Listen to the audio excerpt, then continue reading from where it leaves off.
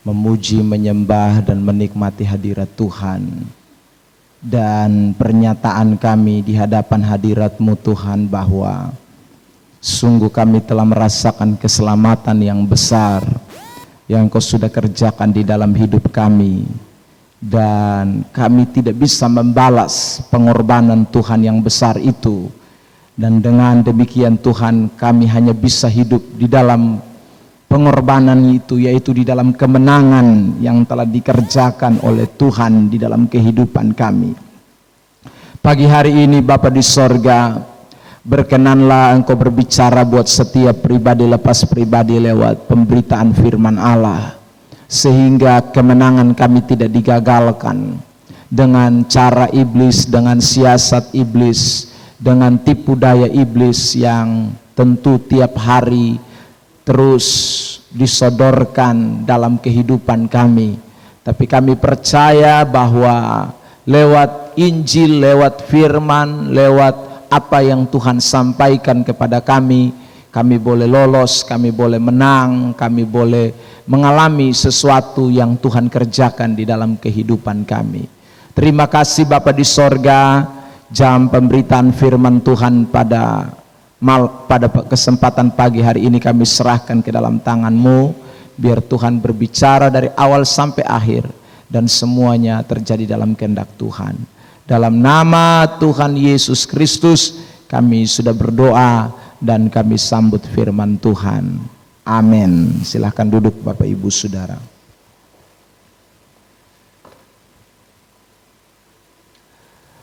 Baik saudara yang dikasihi oleh Tuhan kita Yesus Kristus, pada kesempatan pagi hari ini kita akan membahas bagian firman Tuhan yang terakhir dari tema kita, My Prayer is My Life, atau hidup saya adalah doa saya.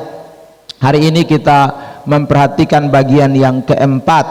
Sekali lagi saya ingin tekankan bahwa bicara soal doa itu bukan hanya sekedar kata-kata yang diucapkan, tetapi doa itu merupakan action nyata, aplikasi yang harus kita wujud nyatakan di dalam kehidupan kekristenan. Jadi orang Kristen yang berdoa adalah orang-orang Kristen juga yang menerapkan apa yang didoakan itu di dalam kehidupan setiap hari. Klik. Dan kita sudah memperhatikan Bapak Ibu Saudara pembelajaran kita dari Injil Matius pasal yang ke-6 ayat yang ke-9 hingga ayat yang ke-14 tentang doa Bapa kami, yang mengajarkan kepada kita bahwa memang doa itu bukan hanya sekedar kata-kata seperti yang Yesus ajarkan di dalam doa Bapa kami. Karena Yesus ternyata menghendaki doa yang juga diterapkan atau dilakukan di dalam kehidupan setiap hari. Karena itu di dalam Injil Matius pasal yang ke-6 itu kita memperhatikan secara kontekstual, Yesus mengecam orang-orang Yahudi, orang-orang Farisi, ahli-ahli Taurat yang hanya sekedar berdoa dengan kata-kata, ucapan, tetapi mereka tidak mengaplikasikan. Yesus mencekam dengan kalimat munafik, kamu munafik. Ya saudara, itu kalimat yang disampaikan oleh Tuhan Yesus di dalam mengecam orang-orang Yahudi atau ahli Taurat yang berdoa tetapi kemudian tidak mengekspresikan doa itu di dalam hidup mereka. Setelah dia mengecam, kemudian dia memberikan solusi atau pandangan atau pembelajaran bagaimana kita bisa berdoa yang benar, yang kita bisa wujud nyatakan juga di dalam kehidupan kita. Itu yang kita sudah bahas beberapa minggu ini, dan minggu ini adalah minggu yang terakhir dari pembahasan kita. Klik.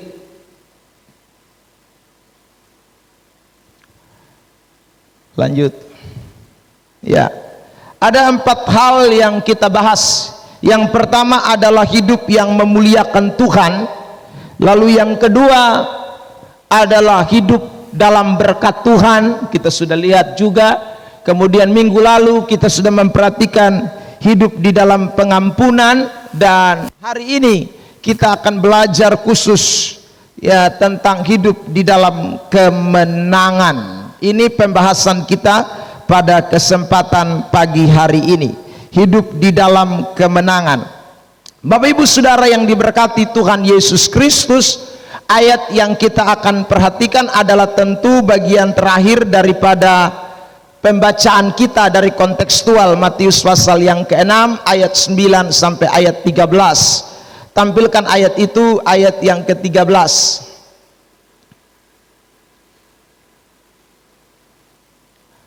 Oke, dan janganlah membawa kami ke dalam pencobaan, tetapi lepaskanlah kami daripada yang jahat, karena Engkaulah yang empunya kerajaan dan kuasa dan kemuliaan sampai selama-lamanya.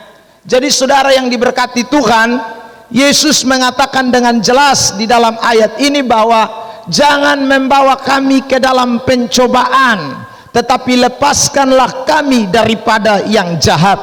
Kalimat ini menunjukkan kepada kita bahwa Tuhan menghendaki saudara dan saya hidup di dalam kemenangan. Dia tidak mau kita terjerat di dalam perangkap penjaranya setan. Yang dilukiskan di dalam ayat ini adalah yang jahat. Kata yang jahat itu tentu menunjuk kepada perilaku iblis atau perilaku setan di dalam kehidupan kita. Yesus tidak menghendaki. Karena itu dia mengajarkan kita semua untuk berdoa supaya kita minta dia melepaskan kita daripada yang jahat dan jangan membawa kita kepada segala kemenangan. Karena itu saudara yang diberkati Tuhan, kesimpulan dari ayat 13 ini seperti yang menjadi tema khotbah pada kesempatan hari ini, yaitu hidup di dalam kemenangan. Saudara, apa artinya kita berdoa setiap hari, Bapa kami yang di sorga, dikuduskan namamu dan bla bla bla. Kita sebut juga ayat yang ke-13 ini dalam doa kita, tapi kita tidak mengalami kemenangan dalam hidup kita. Kita kalah terus setiap kali menghadapi pencobaan, setiap kali menghadapi serangan setan, setiap kali menghadapi godaan iblis. Kita tidak pernah menang, justru kita kalah terus. Berarti doa kita itu hanya cuma sekedar kata-kata, bukan, sekali lagi, my prayer is my life. Bukan doa saya adalah hidup saya, tetapi doa saya cuman kata-kata yang saya ucapkan sehingga tidak mendatangkan kuasa. Karena kalau doa itu diucapkan dan diaplikasikan dalam hidup ini, seharusnya ayat 13 ini juga menjadi kenyataan dalam hidup kita, bahwa kita tidak akan dibawa kepada pencobaan. Karena memang Tuhan menghendaki saudara dan saya hidup sebagai orang-orang yang menang. Saya mau tunjukkan beberapa ayat terlebih dahulu yang membuktikan kepada kita bahwa orang-orang Kristen itu memang hidup di dalam kemenangan. Ya, klik.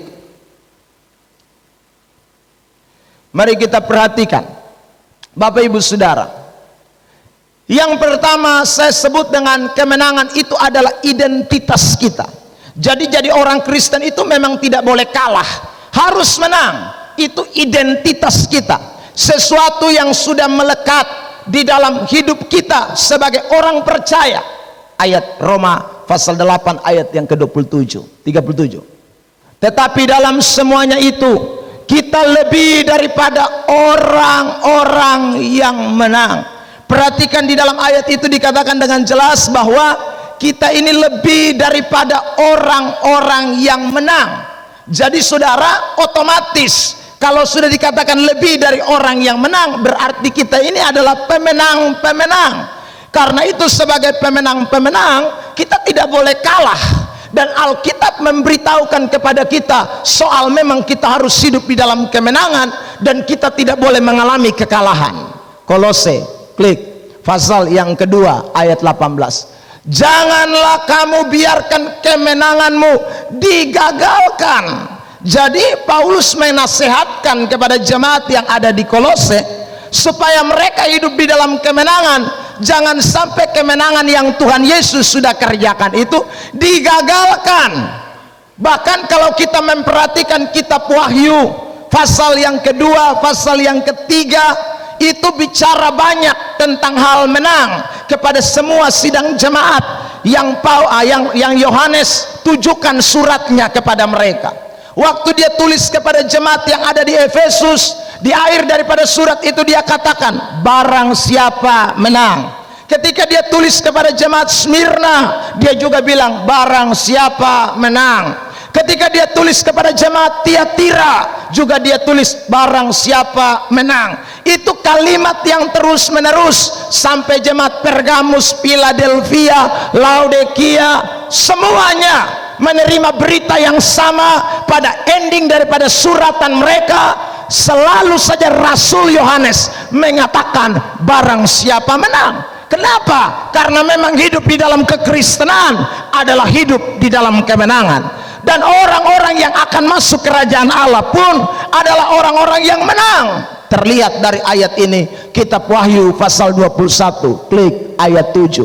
Dikatakan begini, barang siapa menang, ia akan memperoleh semuanya ini, dan aku akan menjadi Allahnya, dan ia akan menjadi anakku. Dengan kata lain, kalau tidak hidup dalam kemenangan, maka dia tidak bisa menjadikan dirinya sebagai anak Allah.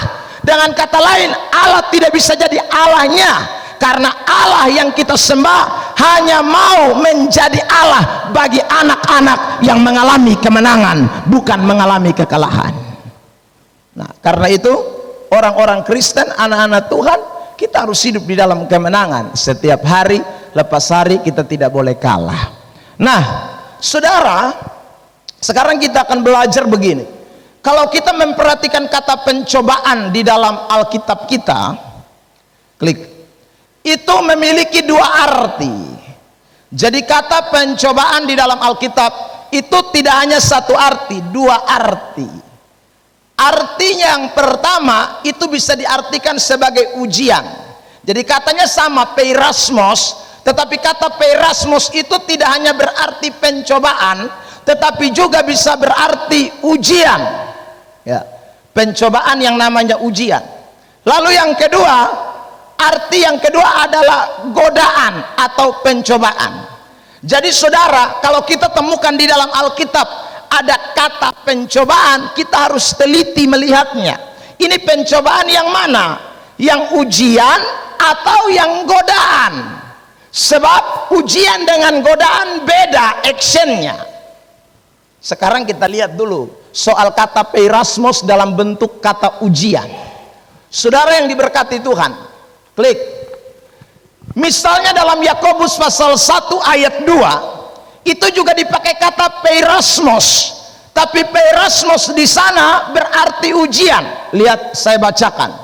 Saudara-saudara, anggaplah sebagai suatu kebahagiaan apabila kamu jatuh ke dalam berbagai-bagai pencobaan. Kata pencobaan di sini tidak menunjuk kepada godaan, tapi kata pencobaan di sini adalah ujian. Karena ujian, maka Alkitab bilang kalau kamu jatuh ke dalam pencobaan ujian itu, kamu bahagia. Kalau itu pencobaan itu adalah godaan, kamu jatuh ke dalam pencobaan yang adalah godaan, kamu tidak bahagia. Justru kamu akan hilang segala sesuatu kebahagiaan. Tetapi kalau kita jatuh ke dalam pencobaan yang adalah ujian, itu kita bahagia. Lihat ayat 3. Sebab kamu tahu bahwa ujian terhadap imanmu itu menghasilkan ketekunan. Jadi rupanya pencobaan di ayat 2 itu bicara tentang ujian. Dan yang namanya ujian kita harus hadapi, kita harus lewati, kita harus mengalami, kita harus merasakan. Itu ujian, tidak bisa kita tolak. Saudara, klik 1 Petrus 4 ayat 12. Juga kata ujian di sana dipakai kata peirasmos. Saudara-saudara yang kekasih, janganlah kamu heran akan nyala api siksaan yang datang kepadamu sebagai ujian. Ini kita tidak usah heran, Paulus bilang. Kalau ada ujian-ujian yang datang dalam hidup kita, kita harus terima. Seolah-olah ada sesuatu yang luar biasa terjadi atas kamu. Kalau kita memperhatikan kontekstual dari 1 Petrus 4, maka kita tahu bahwa waktu itu orang-orang Kristen sedang mengalami penganiayaan, orang-orang Kristen sedang mengalami penindasan. Dan Rasul Petrus bilang, jangan kaget, jangan heran, itu adalah ujian. Ujian seperti ini kita harus terima. Lalu kemudian dikatakan selanjutnya, klik ayat berikut. Ya, saudara yang diberkati, jadi pencobaan yang bersifat ujian itu adalah sesuatu yang Yesus mau kita mengalaminya. Makanya di berbagai kesempatan saya sudah khotbah bahwa kita tidak boleh tolak ujian atau pencobaan yang Tuhan beri. Kalau Tuhan izinkan pencobaan yang bersifat ujian, kita harus terima. Tetapi sementara kata ujian yang kedua, atau kata peirasmos, atau kata pencobaan yang kedua, yang bersifat adalah godaan, yang artinya godaan, kita harus menang atasnya.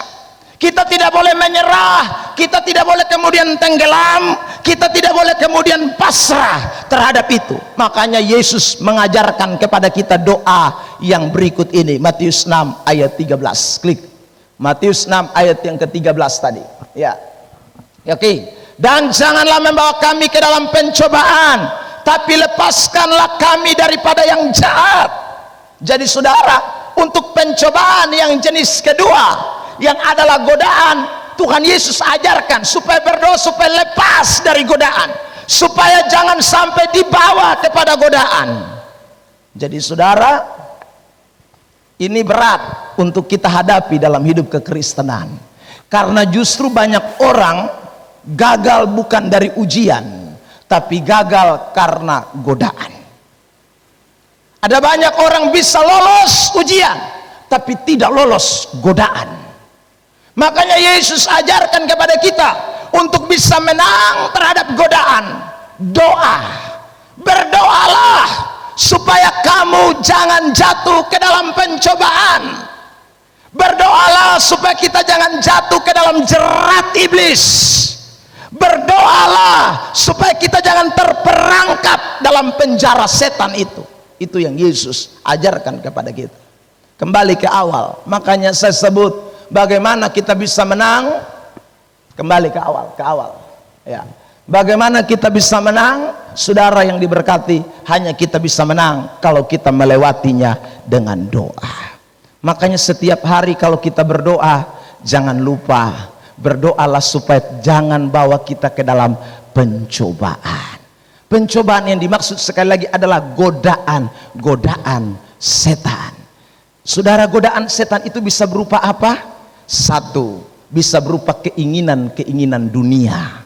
Ya saudara, keinginan mata, keangkuhan hidup, itu adalah godaan setan. Dan itu bukan ujian Bapak Mama Saudara, itu adalah godaan yang tiap hari kita doa harus supaya jangan sampai kita terperangkap di dalamnya. Keinginan mata, keinginan daging, keangkuhan hidup, itu adalah godaan-godaan yang setan pakai, menjadi alat setan untuk membawa kita jatuh ke dalamnya. Makanya waktu Simpson jatuh dengan Delila, itu bukan jatuh dalam ujian, tapi jatuh dalam godaan. Saudara yang diberkati Tuhan, dia gagal dalam soal godaan. Dan ingat, dua hal ini adalah sesuatu yang kita alami dalam hidup kekristenan.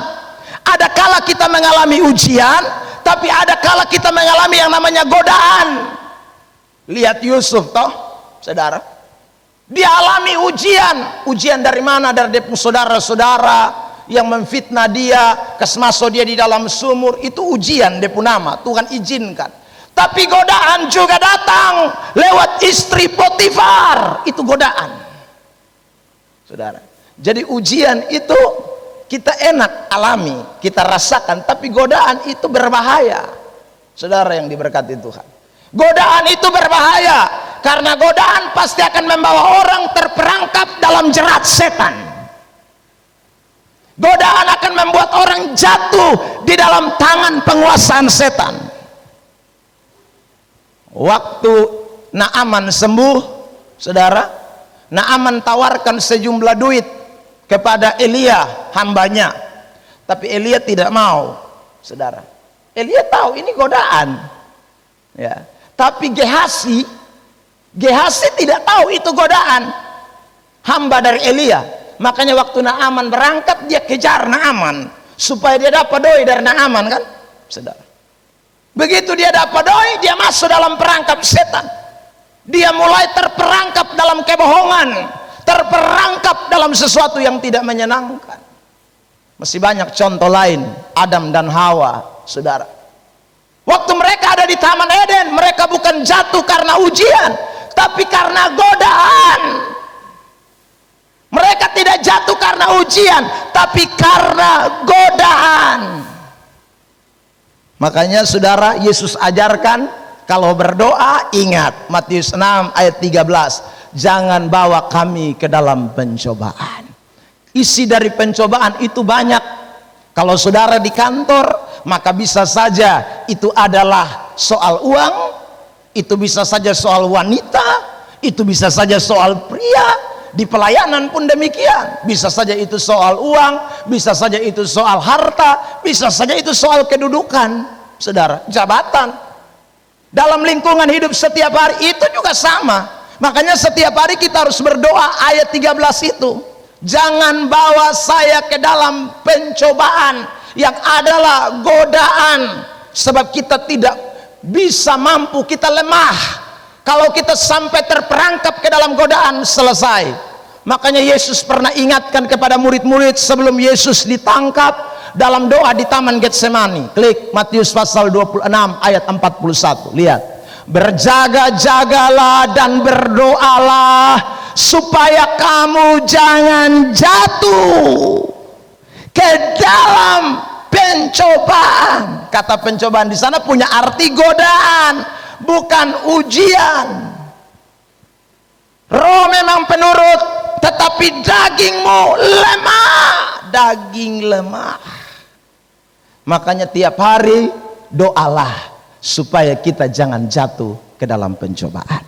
Jadi kalau saudara mau mengalami kemenangan lepas kemenangan, Alkitab bilang kemenangan kita tidak boleh digagalkan. Maka sekali lagi, setiap hari jangan lupa, pokok doa kita adalah supaya kita jangan terperangkap, jangan terperangkap, jangan terperangkap. Tapi apakah doa saja sudah cukup? Tidak. Sekarang kita lihat yang kedua, bagaimana kita bisa menang? Ya, kedua, saudara yang diberkati, kita mesti lawan dengan firman Allah. Sebab terkadang kita sudah doa, tetapi juga masih datang. Ya saudara, kita sudah doa, tapi dia tidak pernah menyerah yang namanya setan. Dia pasti akan datang, dia akan datang, dan kita harus siapkan senjata yang kedua. Kalau senjata yang pertama kita sudah siapkan itu bagus, tapi jangan lupa ada senjata kedua yang harus kita pakai, dan senjata kedua itu adalah firman Allah. Saya berikan contoh Matius pasal 4. Klik. Tetapi Yesus menjawab, ada tertulis. Kalau kita lihat kontekstual dari Matius 4, Yesus dicobai oleh iblis. Ini bukan sekali lagi ujian, tapi ini adalah godaan. Jadi iblis datang goda Yesus. Waktu iblis goda Yesus, Yesus sedang puasa 40 hari 40 malam. Tapi iblis tetap bisa nerabos, iblis tetap bisa masuk, iblis bisa tetap, saudaraku, menggodai Yesus. Kalau Yesus sayang doa puasa 40 hari 40 malam, doa non-stop, iblis masih bisa serang. Apalagi potong yang hanya mungkin doa pagi, doa malam, doa siang. Saudaraku yang diberkati, doa saja tidak cukup, harus ditambah dengan kebenaran firman Allah. Makanya Yesus waktu menjawab, dia tidak langsung menghardik setan, dia tidak langsung mengusir setan, tapi dia pakai kekuatan kuasa firman Allah. Di sana dikatakan ada tertulis. Itu bukan satu kali. Klik. Setiap kali godaan datang, setiap kali godaan datang, Yesus berkata ayat 7 lagi, ada tertulis. Kembali lagi di ayat 10. Klik, saudara, sebab ada tertulis. Berarti sekali lagi, godaan hanya bisa dilawan bukan hanya dengan doa, tapi firman Allah itu menjadi penting. Firman Allah itu menjadi senjata yang ampuh. Firman Allah itu menjadi senjata yang dapat mengalahkan iblis. Saudara yang diberkati, karena iblis tidak menyerah saja waktu Anda berdoa. Iblis yang menyerah waktu kita berdoa itu mangkali iblis yang baru belajar menyerang, saudaraku. Tapi kalau iblis yang sudah pengalaman dari nenek moyang datang, kita doa juga tetap sah. Kita sudah mati punya di rumah, kita berangkat, tapi godaan mulai datang. Saudara yang diberkati Tuhan, godaan tidak pernah bisa berhenti. Makanya bukan hanya sekedar doa, tapi firman. Waktu iblis menggoda kita, kita tidak mungkin lagi berdoa di tengah-tengah iblis. Ya, kalau misalnya saudara yang diberkati, kita digoda sama duit, atau kita digoda sama wanita cantik, atau pria ganteng, bagaimana kita bisa berdoa waktu kita ketemu dengan dia? Tidak mungkin Anda berdiri dan berkata, dalam nama Yesus aku usir kau, nyala kau. Tidak mungkin. Saudara yang diberkati Tuhan, ini hanya firman Allah. Kalau kita ingat firman, maka waktu dia goda, kita bisa menghindari. Waktu dia goda, kita bisa bertahan. Waktu dia digoda kita bisa menolak. Itu karena firman. Kalau kita tidak ingat firman, waduh, dia mulai dengan kata-kata, meskipun ada 1000 bintang di langit, tapi hanya ada 1 bintang yang cemerlang, itulah kau. Langsung gitu. Firman tidak ada. Melawan pakai apa? Sekalipun Anda sudah tadi berangkat itu bab tua tumpang tangan mengkali tambah, saudara. Tapi begitu Anda jalan, setan tidak biarkan Anda jalan. Dia akan coba. Yesus ini baru dibaptis. Habis baptis, Alkitab bilang roh Allah turun berupa menyerupai burung merpati. Lalu bilang sama dia, inilah anak yang kukasihi, kepadanya lah aku berkenan. Tapi begitu selesai omong untuk kata, langsung setan sambar. Saudara lihat, saudara, ini bukan main-main. Jadi memang sekali lagi, iblis kita tidak bisa lawan hanya dengan doa. Doa bagus, tapi kalau tidak ada kebenaran yang menjadi bagian hidup kita, kita tidak mungkin bisa menang. Doa sudah bagus, tapi kalau tidak ada firman yang kita ingat, selesai kita. Makanya firman itu penting sekali. Firman itu menjadi senjata buat kita, saudara yang diberkati, sehingga kita bisa menang lawan godaan yang datang berupa berbagai macam cara. Kita bisa lawan karena ada firman Allah yang menjadi kekuatan kita. Makanya saudara yang diberkati Tuhan, saya diberkati dengan satu hamba Tuhan yang berkhotbah begini. Waktu kita dengar firman, kita jangan dengar nasihat. Kita tidak boleh dengar motivasi. Maksudnya begini, dalam tanda kutip, sebab kalau hanya motivasi yang kita terima, nasihat yang kita terima, nasihat dan motivasi tidak punya kekuatan sama sekali. Dengar baik-baik, nasihat dan motivasi tidak punya power. Nasihat dan motivasi itu tidak punya kekuatan. Yang punya kekuatan itu cuma Injil. Makanya Alkitab berkata, Roma 1 ayat 16, Injil itu adalah kekuatan Allah. Jadi kalau Anda dengar firman, bukan hanya dengar sekedar motivasi, tetapi dengar Injil, dengar kabar baik, dengar firman kebenaran.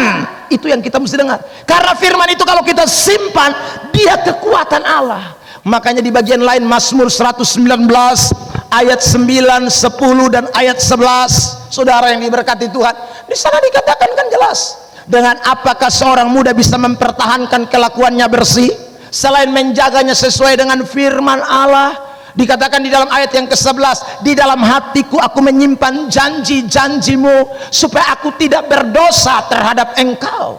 Jadi saudara yang diberkati, firman itu yang akan membuat kita kuat. Motivasi tidak bisa, nasihat tidak bisa.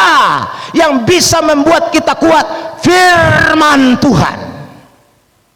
Makanya kalau Anda dengar firman, jangan terima sebagai motivasi, jangan terima sebagai hanya sekedar nasihat dari Pak Pendeta, nggak ada guna.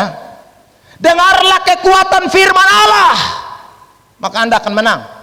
Setan mana yang mau datang? Saudara, doa firman, doa firman. Ini penting.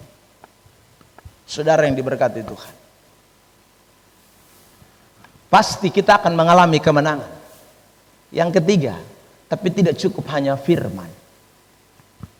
Yang ketiga, saudara, kita butuh yang namanya bertahan dalam itu kebenaran. Sebab waktu kita omong firman, setan balas juga. Bukan dia tidak balas. Waktu Anda berkata kebenaran, bukan dia menyerah. Doa, dia tidak menyerah. Kita fight dengan firman, dia balas lagi dengan firman. Dia pun firman menyeleweng semua pasti. Makanya kita harus bertahan di dalam kebenaran itu. Waktu dia serang balik kita, kita tidak boleh menyerah. Sudah doa, saya ulang, sufirman, tapi kita harus tetap bertahan. Bertahan. Ini bagian kita. Makanya saudara, tema besar kita adalah My Prayer is My Life. Jadi waktu kita berdoa bukan hanya sekedar doa habis selesai, tidak. Woi, kita mulai baca firman, ingat firman, simpan itu kebenaran dalam kita pun hidup, saudara.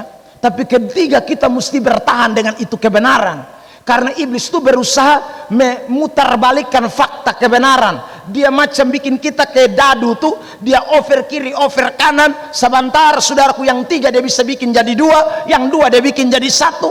Ya, dia mau bolak-balik. Makanya kita harus punya prinsip yang kuat terhadap kebenaran. Itu baru iblis tidak bisa kalahkan kita. Klik ayat Yakobus 1 ayat 12.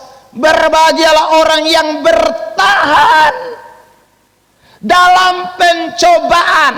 Kata pencobaan di sana menunjuk kepada godaan. Dari mana kita tahu itu kata pencobaan menunjuk kepada godaan? Klik ayat 13 dan 14. Apabila seorang dicobai, janganlah ia berkata pencobaan ini datang dari Allah.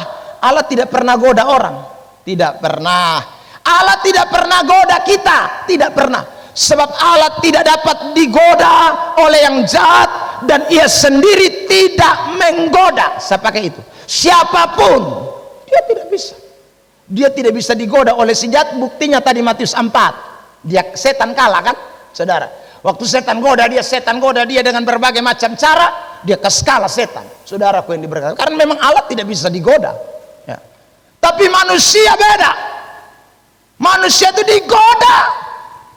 Dan bisa, saudaraku, jatuh ke dalam godaan. Karena waktu manusia digoda, manusia itu kemudian punya keinginan. Ayat 14. Klik. Tetapi tiap-tiap orang digodai oleh keinginannya sendiri. Karena ia diseret dan dipikat olehnya. Saudara, kadang-kadang begini ya. Hari ini kita kena godaan nih. Kita tatap muka, ya saudara. Misalnya wanita, pakai contoh, saudara. Dia goda kita, tapi kita menang. Waktu kita pulang, godaan itu tidak berhenti. Meskipun si perempuan tadi sudah pergi, tapi godaan itu terus bekerja di sini. Godaan itu terus bergejolak dalam hati kita, dalam keinginan kita. Terus. Dia ingatkan saudara, weh lu tolak dia tadi, malu pikir ulang bapak. Dia tuh rambut, bukan kelupung bini, kok rambut keriting. Nah ini setan, saudara yang diberkati. Pokoknya dia mulai goda bertempu dalam hati. Itu perempuan tadi susah ada lagi. Tapi keinginan kita ini terus. Keinginan kita terus. Kita digodai terus. Ini berat, saudara. Makanya bertahan bukan hanya waktu ketemu.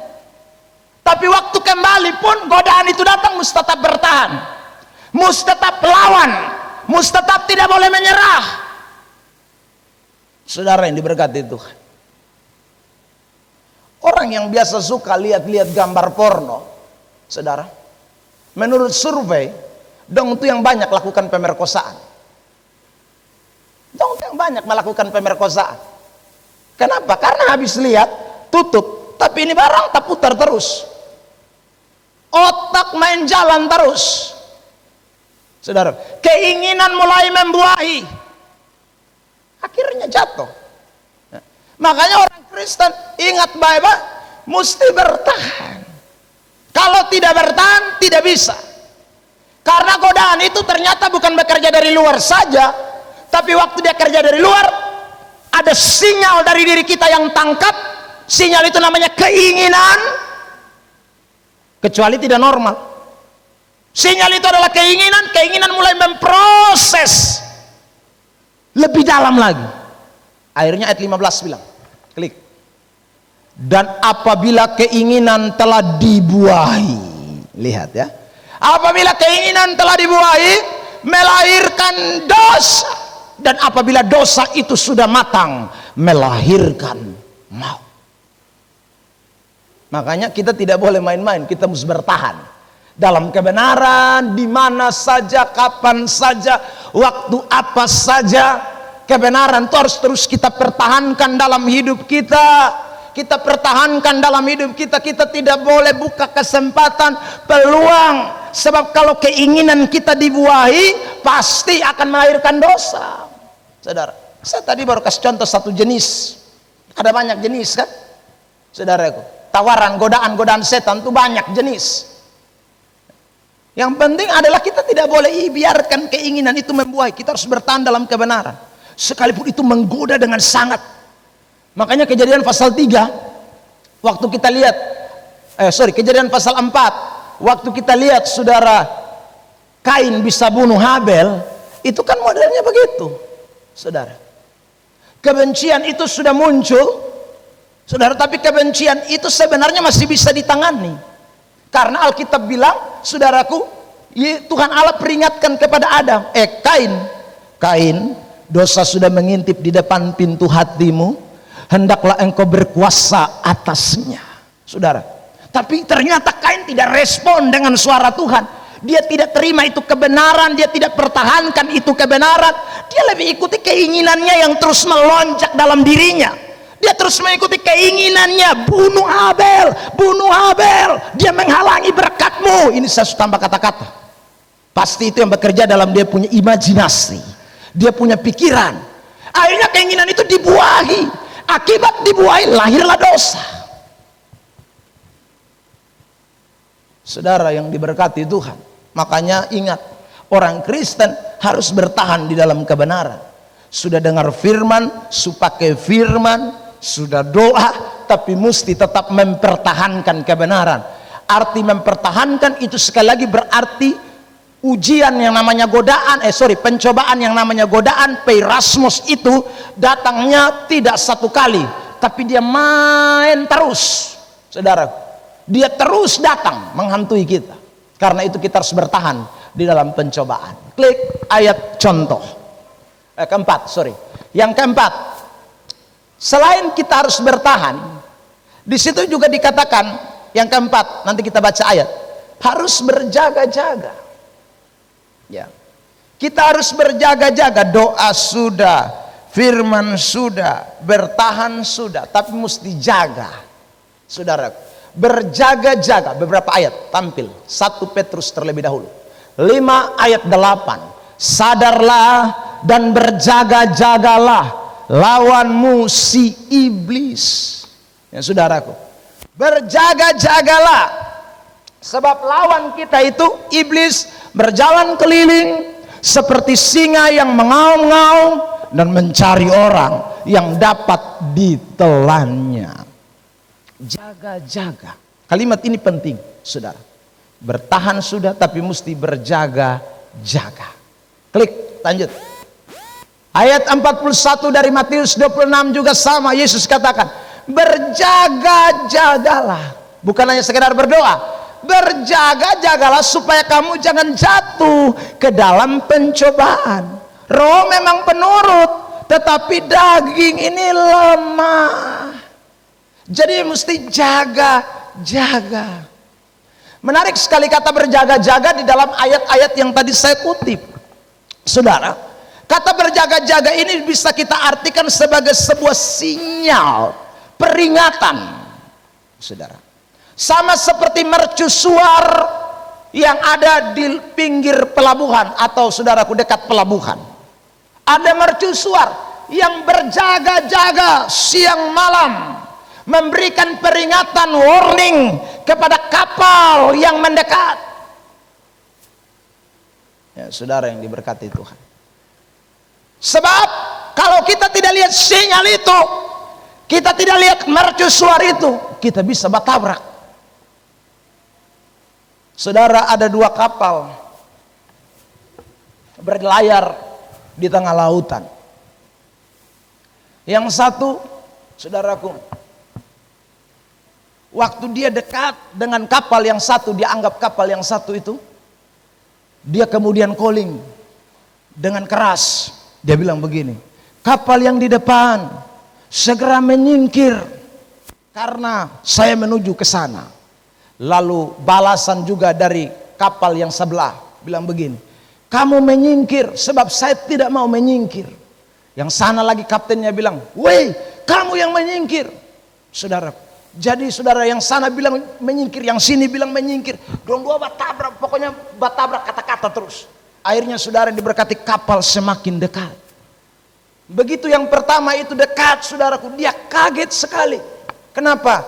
Karena yang di depan dia ternyata bukan kapal, tetapi mercusuar menara. Dia lihat dari jauh lampu, jadi dia pikir kapal, jadi dia main calling terus, menyingkir. Yang dari mercusuar su bilang, kau yang menyingkir. Tapi dia di sana kepala batu, dia bilang kau itu yang menyingkir. Ya saudara, oh yang di mercusuar tetap bilang lu datang lu habis. Ya saudara, tapi karena lihat yang sana salah mengenal sinyal mercusuar, dia pikir lampu kapal. Sudah dekat, dia tidak dapat haluan lagi. Akhirnya dia tabrak. Saudara yang diberkati Tuhan, ada berapa banyak orang Kristen yang tidak suka berjaga-jaga? Saudara yang diberkati Tuhan, berjaga-jaga itu membuat kita bisa menghindari. Berjaga-jaga itu bisa membuat kita mengatasi atau memfilter sebelum terjadi. Itu berjaga-jaga. Saudara, berjaga-jaga itu juga bisa berarti, saudara yang diberkati Tuhan, kita tidak bodoh asal tabrak. Itu berjaga-jaga. Saya sudah tahu KD itu tempat prostitusi, saudara yang diberkati. Tapi saya bilang saya kuat iman, siapa saya datang beta akan menang, saudara. Jadi tiap hari saya main pisana terus, tiap hari saya bolak-balik terus, naik PKD turun, saudara yang diberkati. Besok lagi begitu, saudara. Ini namanya saya cari sial. Mau kuat apa? Sudah jelas-jelas kau tahu itu tempat jahat, itu tempat dosa, itu tempat iblis bekerja di sana. Kau sorong diri terus. Itu berarti memang cari gara-gara. Saudara, itu orang Kristen yang tidak berjaga-jaga. Sama kayak Simpson.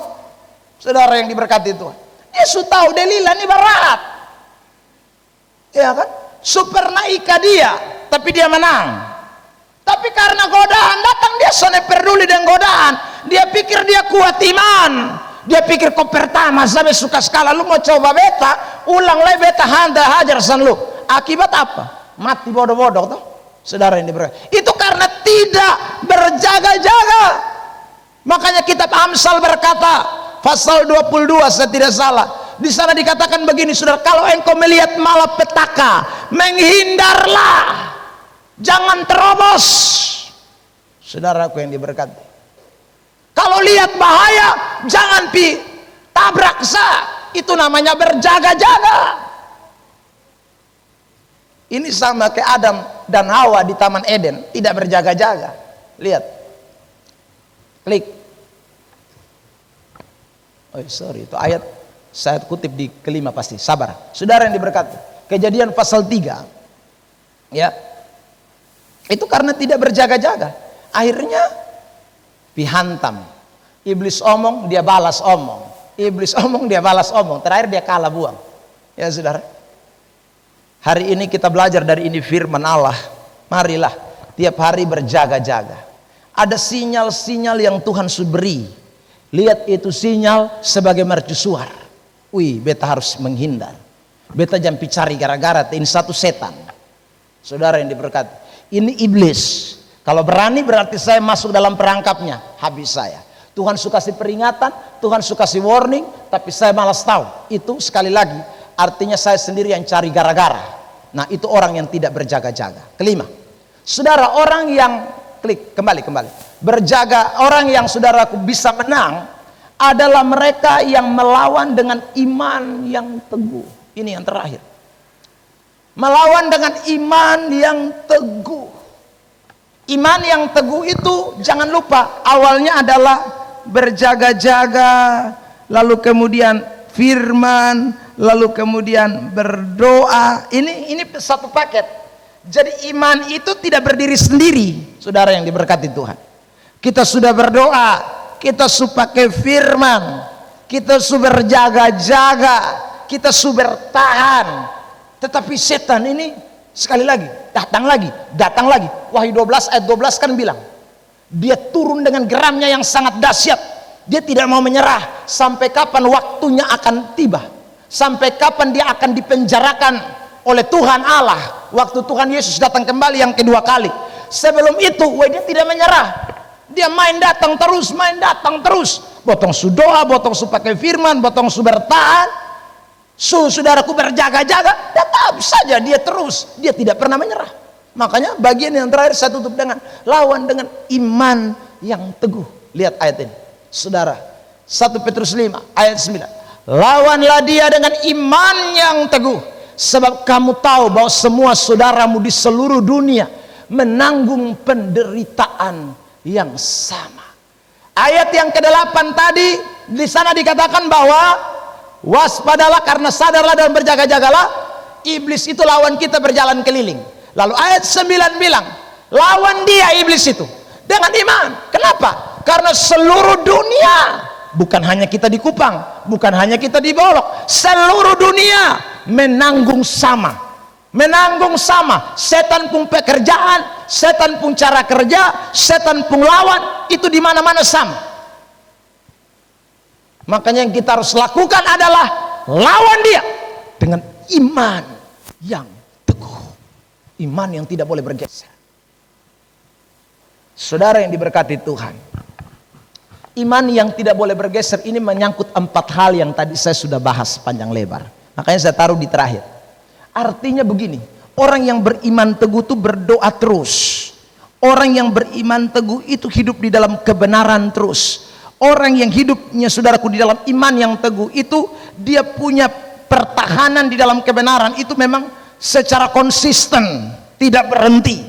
Orang yang, saudaraku yang diberkati, imannya teguh itu adalah mereka yang terus saja melakukan hal-hal yang, saudaraku, menjadi bagian daripada perlawanan terhadap setan secara kontinu, secara terus menerus. Itulah orang yang punya iman yang teguh. Karena bicara tentang iman itu berbicara tentang sesuatu yang tidak bisa dipisahkan dari kehidupan kekristenan, ya. Jadi kalau hari ini lawan pakai iman, besok sana lagi lawan pakai iman, tidak bisa. Makanya Paulus pernah berkata di dalam Efesus pasal 6 ayat 10 mulai, akhirnya hendaklah kamu kuat di dalam Tuhan, di dalam kekuatan kuasanya. Lalu di bagian ayat yang ke-11 di sana dikatakan begini, gunakanlah seluruh perlengkapan senjata Allah, karena perlawanan yang kita lakukan bukan melawan darah dan daging, melainkan melawan penguasa-penguasa, roh-roh jahat di udara, saudaraku, penghulu-penghulu, pemerintah-pemerintahannya, itu yang kita lawan. Jadi kalau mau lawan roh-roh jahat, melawan pemerintahnya setan, mau lawan penghulunya setan, kita tidak bisa lawan dengan senjata jasmani. Kita tidak bisa melawan dengan senjata jasmani. Senjata yang harus kita pakai adalah senjata rohani. Dan senjata rohani itulah sekali lagi iman yang teguh. Iman yang teguh itu akan membuat kita berjalan dalam senjata-senjata rohani. Doa, firman, bertahan, berjaga-jaga. Kita akan terus lakukan secara konsisten.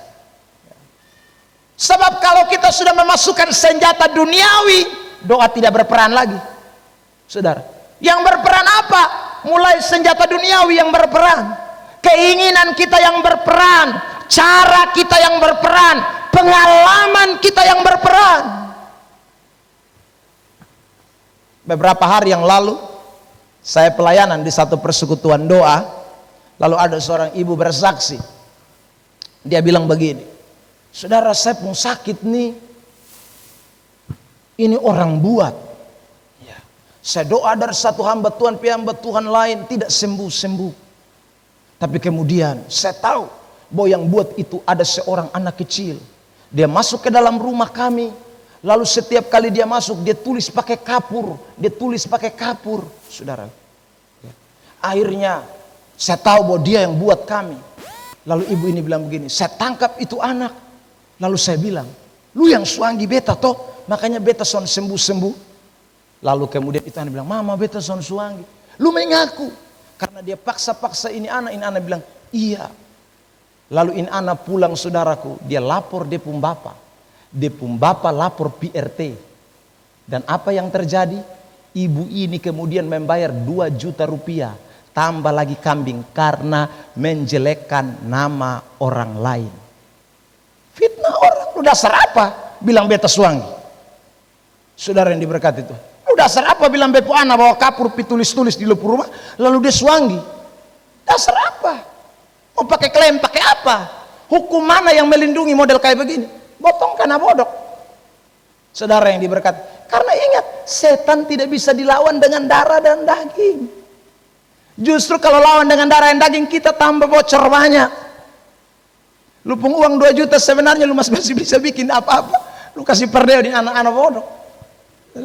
Kambing 2 ekor kalau lu piara 2 tahun beranak berapa? Saudara yang diberkati. Tapi karena kena bodoh melayang. Ya saudara. Kenapa? Karena orang seringkali berpikir bisa lawan setan pakai darah dan daging. Keliru. Keliru. Tidak ada ayat di dalam Alkitab. Pakailah firman, doa, berjaga-jaga. Itu kata Alkitab. Jangan buka peluang kesempatan kepada setan. Itu saja selesai. Ya saudara.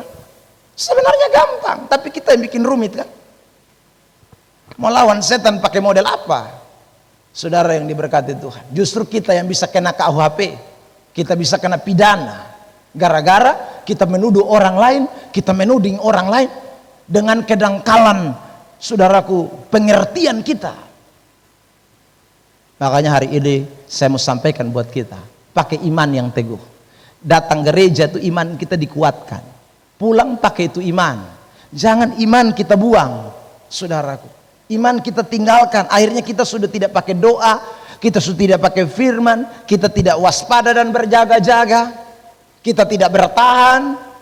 Godaan datang terus, tiap hari model semakin banyak, tiap hari, saudara. Tapi orang-orang yang meyakini kebenaran firman Allah ini, pasti mereka akan tetap menang, karena Tuhan tidak pernah panggil kita menjadi orang-orang kalah. Tuhan panggil kita menjadi pemenang. Klik, saya kasih contoh kejadian tadi. Oke. Kejadian 39 ayat 10 terlebih dahulu. Yusuf tidak mendengarkan bujukannya. Ya. Yusuf tidak mau dengar. Sekalipun istri Potifar datang terus menerus, dia tidak mau dengar. Itu orang yang berdiri teguh dalam iman. Itu orang yang berdoa terus. Itu orang yang saudaraku yang diberkati berjaga-jaga. Dia tidak mau dengar. Walaupun dengar, anggap tuli. Saudara, bujukan datang hari ke hari, hari ke hari, hari ke hari. Sontoy, sonde peduli. Klik, saudara yang diberkati. Ayat 12, Yusuf meninggalkan bajunya. Waktu dia pun baju ditarik, dia tidak bilang, pun baju beli di Ramayana, jangan lu ambil. Sonde, lu soa baju Ramayana, beta kabur. Daripada saudaraku yang diberkati kena perkosa siang-siang. Saudara yang diberkati Tuhan, beda dengan kejadian 3 ayat 2. Ini iman yang tidak teguh. Iblis omong, dia balas iblis. Sahut perempuan itu, lu jago. Lihat, lanjut. Kejadian 3 ayat 6. Maka di situ dikatakan, perempuan itu melihat bahwa buah pohon itu baik untuk dimakan. Ya, dia pikir buah itu baik untuk dimakan dan sedap kelihatannya. Karena menyaut setan, setan tipu tambah dia. Dia mulai pikiran tak bolak-balik, keinginan mulai muncul, jatuh. Orang yang teguh iman, ingat, dia mesti perhatikan step-step 4 yang tadi. Jangan berani, saudaraku yang diberkati. Lawan dan doa, lawan dan firman, berjaga-jaga, bertahan. Itu. Jangan coba-coba bertatap muka, mau tunjuk jago. Kalah. Hebat apapun, kalah. Jangan. Saya punya teman pendeta selalu ingatkan saya, saudara. Dia bilang begini, Pak Pendeta, betong dua saling bakas ingat. Ingat, kalau bonceng, kalau muat siapapun dia, apalagi dia perempuan, jangan coba-coba 2 orang sendiri. Jangan bilang kuat Bapak, jangan. Saudara yang diberkati, tak usah, ya, lebih baik Anda tolak. Sekalipun waktu Anda tolak, orang bilang Anda sonde baik. Kecuali ada lupu istri atau lupung anak, ya saudara. Tapi anak tidak boleh yang 2 tahun di bawah. Itu sama saya bikin bodoh. Saudara yang diberkati, ya, mesti yang sudah dewasa mengerti. Itu artinya apa? Orang berjaga-jaga. Berjaga-jaga bukan penakut. Itu berjaga-jaga karena pencobaan datang. Itu bukan hanya cobaan ujian, ini masalah godaan. Dan kita godaan itu berkaitan dengan keinginan kita. Dan semua manusia, mau pendeta, STH, MTH, MDiv, apa saja, hamba Tuhan kelas terbang tinggi, tetap ada punya keinginan. Kalau tidak ada keinginan, omong kosong. Itu bukan manusia. Manusia semua punya keinginan. Makanya botong standby, hati-hati, berjaga-jaga tiap hari, setiap saat berjaga-jaga. Seorang pendeta terkenal di Amerika, penulis buku, saudara yang diberkati Tuhan, penulis buku penginjil hebat, punya skandal seks sejak 2017. Tidak ada yang tahu. Skandal seks 2017. Waktu dia mati baru saat datang mengaku, bilang dulu Pak Pendeta ada perkosa beta. Orang pikir ini mau kasih rusak nama pendeta, pendeta besar nah, saudara yang diberkati, ya. Tapi kemudian tim investigasi gereja melakukan investigasi, saudara. Betul tidak, ini pengakuan beberapa orang, cek punya cek, ternyata betul. Sejak 2017 sampai 2020 baru dia mati tahun lalu, saudara. Bab tua hidup dalam skandal seks, tidak ada 1 orang pun yang tahu. Dia khotbah tetap berjalan, tulis buku, penginjil hebat, tapi hancur, saudara yang diberkati Tuhan. Ingat, tidak ada Superman di dunia ini, tidak ada. Godaan datang nih botong berat. Karena itu Yesus bilang, roh memang penurut, daging lemah. Tidak ada kata-kata daging kuat, daging lemah, ya. Karena itu saudara, waktu terbongkar baptis mati, ini korban semua 2017, ya. Baptis tiada. Hari-hari ini banyak orang memberikan tanggapan, komentar tentang hamba Tuhan yang luar biasa ini, saudara. Tapi sekali lagi dia tiada. Dia terselubung di dalam perangkap setan. Makanya tiap hari kita belajarlah dari kebenaran. Godaan tiap hari datang. Kalau Anda diajarkan Matius 6 ayat 13, itu berarti memang harus kita perhatikan secara cermat dan teliti. Kiranya Tuhan Yesus memberkati kita dengan bagian firman Tuhan ini. Klik kesimpulan buat kita. Oke. Ya, doa bukan hanya sekedar kata-kata, melainkan action hidup lewat kemenangan terhadap godaan. Jadi kalau kita tidak menang, mau doa terus non-stop juga, sekali lagi bagi Tuhan itu sia-sia. Seperti yang Yesus katakan dalam Matius pasal yang ke-6 ini. Karena itu setiap hari doa, firman, bertahan, berjaga-jaga terus menjadi bagian dalam kehidupan kita. Pemain keyboard, musik semua maju ke depan. Kita akan bersyukur buat firman Allah dan kita akan menyambut perjamuan kudus. Kita akan sama-sama diberkati untuk kita menikmati perjamuan ini.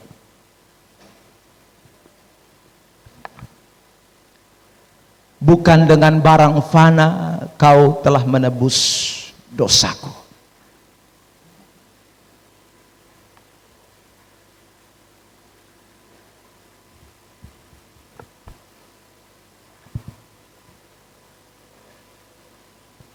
Ku telah mati dan tinggalkan cara hidupku yang lama.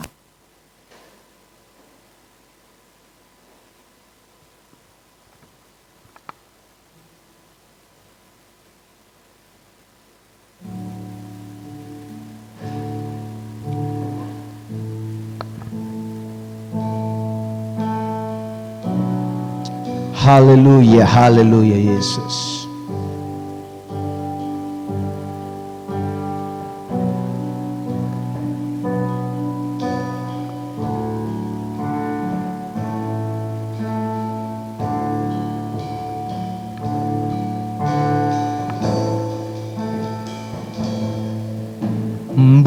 bukan dengan barang fana Kau membayar dosaku, dengan darah yang mahal, tiada noda dan celah. Oh, bukan dengan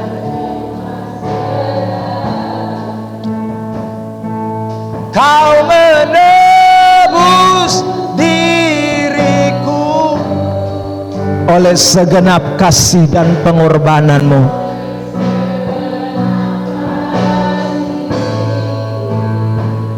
Oh, dan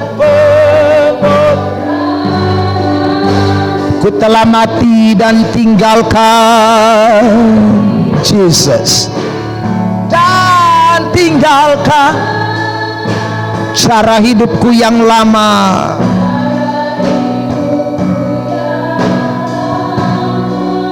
Semuanya sia-sia,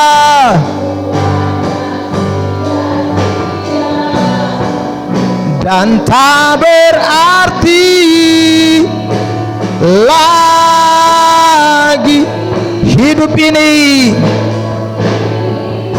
kuletakkan pada mezbamu ya Tuhan.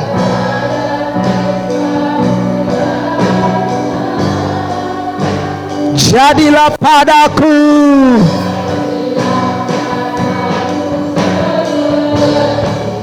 yang Kau ingin. Mari kita siapkan hati kita dengan sungguh. Pelayan perjamuan boleh maju ke depan. Jemaat Tuhan saya undang bangkit berdiri. Depan kita ada tubuh dan darah Kristus. Biarlah kematian Kristus itu membuat kita terus bertahan hidup di dalam kemenangan. Kematian Kristus itu membuat kita terus menyadari bahwa kita telah menang dan tidak boleh digagalkan oleh apapun kemenangan yang Tuhan buat.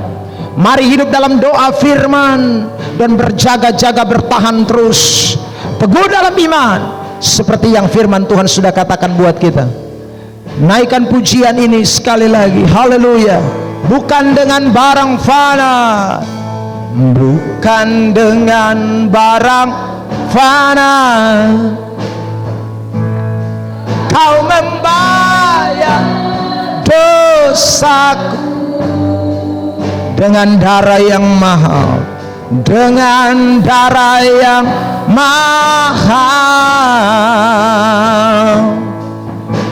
tiada noda dan celah. Bukan dengan emas perak, bukan dengan emas perak Kau menebus diriku oleh segenap kasih dan pengorbananmu.